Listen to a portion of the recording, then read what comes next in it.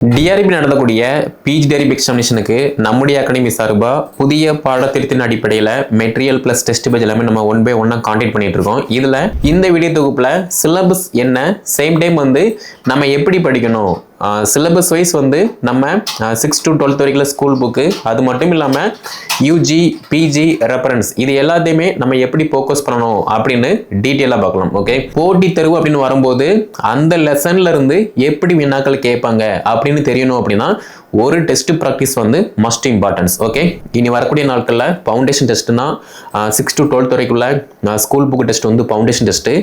Prime test அப்படின்னு பார்க்கும்போது பார்த்தீங்கன்னா syllabus wise UG PG reference இது எல்லாமே பார்த்தீங்கன்னா பிரைம் டெஸ்ட் நடக்கும். சேம் டைம் இலை டெஸ்ட் அப்படின்னு பார்த்தீங்க அப்படின்னா model test, full model test நடக்கும். ஓகே,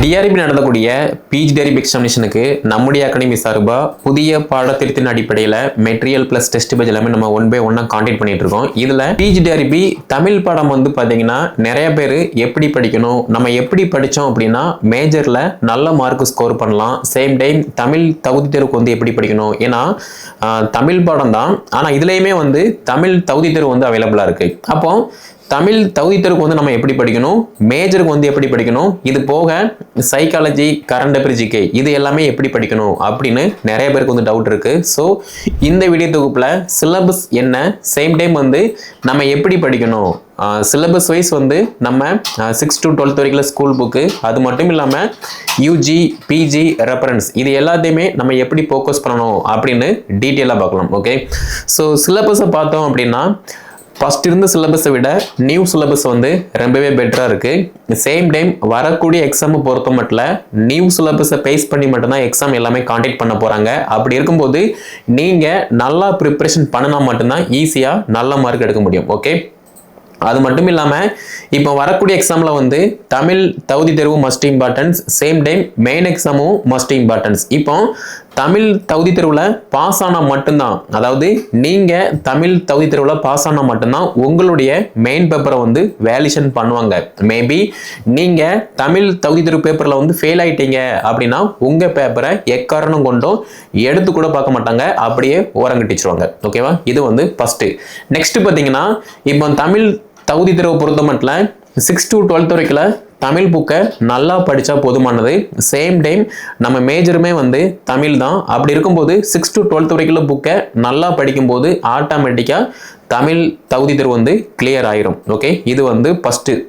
நெக்ஸ்ட் பார்த்தீங்கன்னா இப்போ மேஜரை பொறுத்த மட்டும் 6 to 12 வரைக்கும் நல்லா படிக்கணும். நம்ம நார்மலாகவே ஒரு ப்ரைவேட் ஸ்கூல்லையோ ஒரு கவர்மெண்ட் ஸ்கூலில் டெம்பரவரியாவோ ஒர்க் பண்ணுறோம் அப்படின்னா ஓரளவு நாலேஜ் இருக்கும். அதாவது ஒரு கிளாஸில் ஒரு லெசனை ஒரு இலக்கணத்தை எப்படி நம்ம டீச் பண்ணணும் அப்படின்னு ஒரு ஐடியா இருக்கும். ஆனால் போட்டி தேர்வு அப்படின்னு வரும்போது அந்த லெசன்ல இருந்து எப்படி வினாக்கள் கேட்பாங்க அப்படின்னு தெரியணும். அப்படின்னா ஒரு test practice must importance. Okay, so நம்முடைய அகாடமி சார்பாக இந்த பேசிக்கான ஃபவுண்டேஷன் டெஸ்ட் நம்ம கான்டெக்ட் பண்ணுறோம். இதில் முழுக்க 6 to 12 வரைக்குள்ள ஸ்கூல் புக் டெஸ்ட் அவைலபிளாக இருக்கும். ஓகே, இது ஃபர்ஸ்ட் ஸ்டெப்பு.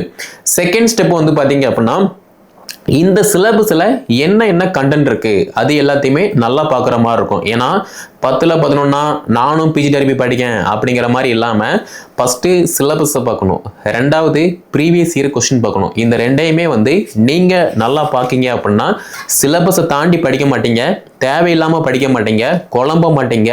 சேம் டைம் வரக்கூடிய எக்ஸாமில் கொஸ்டின் இப்படி தான் கேட்பாங்க, நம்ம நல்லா படிக்கணும் அப்படின்னு ஒரு தெளிவோட நீங்கள் ப்ரிப்பரேஷன் பண்ணுவீங்க. ஓகே, இப்போ சிலபஸை பார்த்தோம் அப்படின்னா அழகு 1 மொழி வரலாறு அந்த காலத்துல இருந்து இப்போ 2025 வரைக்குமே என்ன அப்டேட் இருக்கு அதை பத்தி படிக்கணும். ரெண்டாவது அழகை பொறுத்த மட்டும் சங்க இலக்கியமும் சங்கமறிவிய இலக்கியமும், அதாவது சங்க இலக்கியமும் சங்கமறிவிய கால இலக்கியமும் அப்படின்னு பார்த்தோம் அப்படின்னா 8 தொகை 10 பாட்டு இந்த மாதிரி நிறையா இருக்கு. அப்போ இதை பற்றின முழுமையான தகவல் நம்ம படிக்கிற மாதிரி இருக்கும். ஆக்சுவலாக எம்ஏ தமிழ் ப்ளஸ் பிஎட் படித்த எல்லாருமே ஒரு கவர்மெண்ட் ஸ்கூலில் தமிழ் டீச்சராக போகிறது கிடையாது. ஏன் ஒரு ப்ரைவேட் ஸ்கூலில் கூட பார்த்தீங்கன்னா தமிழ் டீச்சராக போகிறது கிடையாது. அப்போ இதையெல்லாம் தாண்டி இது எல்லாத்தையுமே இப்போ 8 தொகைனா என்ன, 10 பாட்டுனா என்ன, 11 கீழ்கணக்கு நூல்கள்லாம் என்ன அப்படின்னு இதை பத்தின முழுமையான தகவல் தெரிஞ்ச எல்லாருமே வந்து பாத்தீங்கன்னா ஒரு பிரைவேட் ஸ்கூல்லையோ ஒரு கவர்மெண்ட் ஸ்கூல்லே வந்து பாத்தீங்கன்னா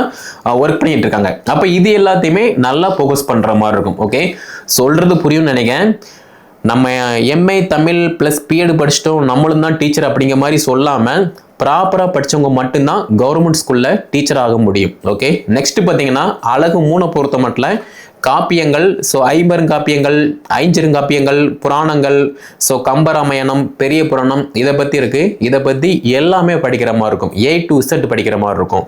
அடுத்து அழகு 4 பொறுத்த மட்டும் பக்தி இலக்கியம். இதுலேயுமே வந்து சித்தர் பாடல்கள், தாயுமானவர்னா யாரு, பட்டினத்தர், அதே மாதிரி வள்ளலார், இவங்களை பற்றின மிக முக்கியமான தகவல்கள், இவர்கள் எழுதிய நூல்கள், இது எல்லாத்தையுமே படிக்கிற மாதிரி இருக்கும். அடுத்து அழகு 5 பொறுத்த மட்டும் சிற்றிலக்கியம்.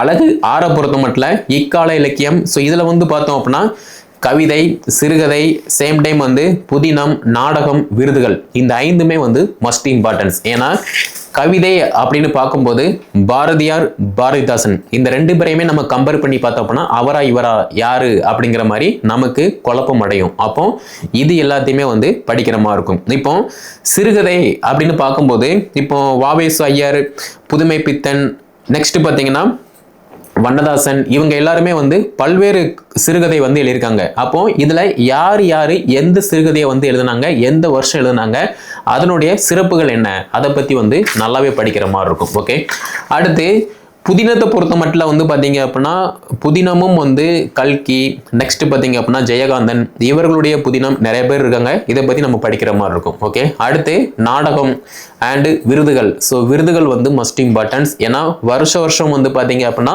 இந்த சாகித்ய அகாடமி விருது, அப்புறம் தமிழக அரசு விருது, ஞானபீடம் விருது, இந்த மாதிரி விருதுகள் எல்லாமே வந்து கொடுத்துட்டு இருக்காங்க. அப்போ யாரு எந்த விருதை என்ன பர்பஸ்க்காக வந்து வாங்கினாங்க, இதையுமே வந்து பார்க்குற மாதிரி இருக்கும். ஓகே, அடுத்து அழகு 7 பொறுத்த மட்டும் இலக்கணம் மஸ்ட் இம்பார்ட்டன்ஸ். ஏன்னா நம்ம ஸ்கூல் லைஃப்லேயே வந்து பார்த்தீங்க அப்படின்னா இலக்கணம் வந்து படிச்சிருப்போம். பட் அதையெல்லாம் தாண்டி யூஜி, பிஜி இந்த கோர்ஸ் நம்ம படிக்கும்போது ப்ராப்பராக படித்தா மட்டும்தான் ஒரு கிளாஸில் ஸ்டூடெண்ட் மத்தியில் வந்து இந்த இலக்கணத்தை, இப்போ ஃபார் எக்ஸாம்பிள் எழுத்து இலக்கணம்னா என்ன, சொல் இலக்கணம், அதே மாதிரி யாப்பருங்கால காரிகை, நெக்ஸ்ட் பார்த்தீங்க அப்படின்னா எக்ஸெட்ரா 5 இலக்கணம். அப்போ இது எல்லாத்தையுமே படிக்கணும் அப்படின்னா ஃபர்ஸ்ட் நம்ம படித்தா மட்டும்தான் ஸ்டூடெண்ட் மத்தியில் வந்து ப்ரெசென்ட் பண்ண முடியும். ஓகே, ஸோ இலக்கணத்துல இருந்து ஈஸியெல்லாம் கொஸ்டின் கேட்க மாட்டாங்க, நம்மளை குழப்புற மாதிரி கொஸ்டின் கேட்பாங்க. அதுவா இதுவா எதுவா இருக்கும் அப்படின்னு குழப்பம் அடையும். அந்த மாதிரி தான் வினாக்கள் இருக்கும். ஓகே, அடுத்து அழகு 8 பொறுத்த மட்டும் திறனாய்வு. ஸோ இதுலேயுமே வந்து பார்த்தீங்க அப்படின்னா வகைகள் அண்டு அணுகுமுறைகள் இது எல்லாமே இருக்குது. இதையுமே பற்றி பார்க்கணும். அடுத்து அழகு 9 பொறுத்த மட்டும் நாட்டுப்புறவியல். ஸோ இதுலேயுமே வந்து பாடல்கள், கதைகள், கதை பாடல்கள், பழமொழிகள், விடுகதைகள், இது எல்லாமே இருக்குது. அப்போ இதில் வந்து நம்ம எப்படி படிக்கணும் அப்படின்னா ஒரு காலகட்டத்தில் ஒரு சினிமா பாட்டு வருது அப்படின்னா அந்த பாட்டு வந்து நமக்கு ஈஸியாக புரிஞ்சிச்சு.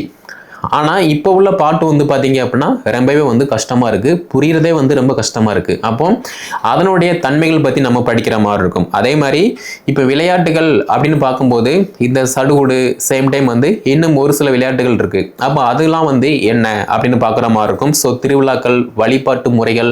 ஸோ இந்த மே மாதம் பார்த்தீங்க அப்படின்னா நம்ம தமிழ்நாட்டை பொறுத்த மட்டும் நிறைய திருவிழாக்கள் வந்து நம்ம செலிப்ரேஷன் பண்ணுவோம். அப்போ என்னென்ன பர்பஸ்க்காக வந்து இந்த செலிப்ரேஷன் வந்து பண்ணுறோம் அதையுமே வந்து பார்க்குற மாதிரி இருக்கும். ஓகே, ஸோ வரலாறு, தமிழ் இந்த 2யுமே எடுத்து பார்த்தோம் அப்படின்னா வரலாறு பொறுத்த மட்டும் நம்ம இந்தியா, தமிழ்நாடு வந்து எப்படி சுதந்திரம் அடைஞ்சிச்சு, யார் யார் பாடுபட்டாங்க, அதை பற்றி படிக்கக்கூடியது வரலாறு.